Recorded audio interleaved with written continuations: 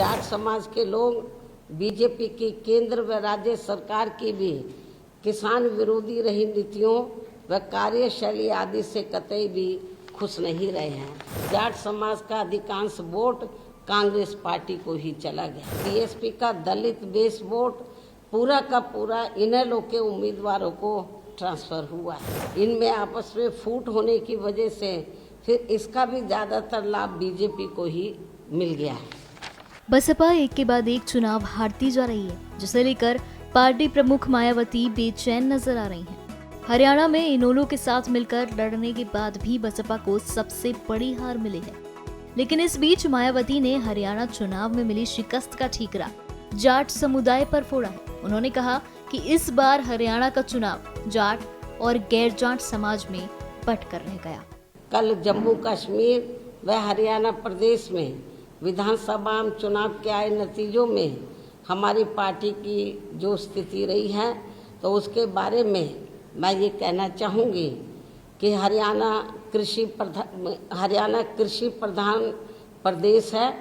यहाँ कृषि से जुड़े खासकर जाट समाज के लोग बीजेपी की केंद्र व राज्य सरकार की भी किसान विरोधी रही नीतियों व कार्यशैली आदि से कतई भी खुश नहीं रहे हैं और अभी भी खुश नहीं हैं, जिसकी खास वजह से ही बीजेपी को सत्ता में आने से रोकने के लिए इस बार जाट समाज का अधिकांश वोट कांग्रेस पार्टी को ही चला गया, जिससे फिर इनेलो व बीएसपी के बने गठबंधन को भी इस समाज का वोट एक आधी सीट को छोड़कर लगभग ना के बराबर ही मिला है। लेकिन इनकी जातिवादी मानसिकता की वजह से जाट समाज का वोट बीएसपी उम्मीदवारों को तो बिल्कुल भी नहीं मिला है, जबकि बीएसपी का दलित बेस वोट पूरा का पूरा इनेलो के उम्मीदवारों को ट्रांसफर हुआ है। इतना ही नहीं बल्कि श्री चौटाला परिवार से जुड़ा जाट समाज का भी वोट इनमें आपस में फूट होने की वजह से फिर इसका भी ज़्यादातर लाभ बीजेपी को ही मिल गया है। वहीं दूसरी तरफ गैर जाट समाज का वोट भी इनकी इस लड़ाई में अधिकांश बीजेपी को ही चला गया, जिससे यहाँ बीजेपी को फिर से अपनी सरकार बनाने का मौका मिल गया है।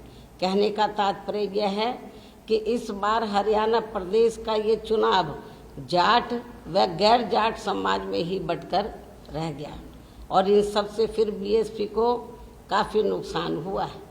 हालांकि बीएसपी के लोगों ने अपने उम्मीदवारों को जिताने में कोई कसर नहीं छोड़ी है और इस मामले में जम्मू कश्मीर के पार्टी के लोग भी ऊपर वैली में कश्मीर वगैरह वहाँ तो नहीं पहुँच सके, लेकिन जो नीचे जो जम्मू का एरिया थोड़ा सेफ है, सुरक्षित है, तो वो 25-30 सीटों पर हमारे लोगों ने हमारे लोगों ने बहुत प्रयास किया कि पार्टी की बात आगे बढ़े और हमने कुछ कैंडिडेट भी खड़े किए जम्मू रीजन में और वहाँ पर हमारे लोगों को वोट पड़ा है। सीट तो नहीं निकाल पाए, कुछ सीटों पर अच्छा खासा वोट मिला है। इन सभी की जितनी भी इन वर्कर ने कोई कसर नहीं छोड़ी है, लेकिन हालात कुछ ऐसे बन गए जैसे हमने इनेलो से हरियाणा में अलायंस किया तो हमें जाट समाज का वोट मिला ही नहीं बीजेपी को हराने के लिए, या बीजेपी को सत्ता में बीजेपी वापस ना आए तो जाट वोट एक तरफा तो वो कांग्रेस को चला गया। तो बीएसपी के कैंडिडेट को केवल दलितों का वोट ही पड़ के रह गया। यदि वो थोड़ा वोट भी हमें 2-3% मिल जाता तो हमारी कुछ सीटें ज़रूर निकल आती, लेकिन जाट समाज का वोट वो बीजेपी को सत्ता में आने से रोकने के लिए वो कांग्रेस को चला गया। और वैसे भी जैसे उत्तर प्रदेश में जाट समाज की जो मानसिकता है वो काफ़ी हद तक बीएसपी की वजह से बदली है।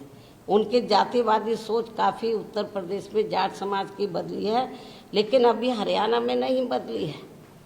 तो उनकी जो मानसिकता है दलितों के मामले में तो वो भी अभी पूरे तौर से परिवर्तित नहीं हुई है। और यूपी में हुई है, हमारे एमएलए भी बने हैं और जब मेरी सरकार बनी 2007 में पूर्ण बहुमत की, तो वहाँ पर हमने जाट समाज के कई लोगों को मंत्री आदि भी बनाया है।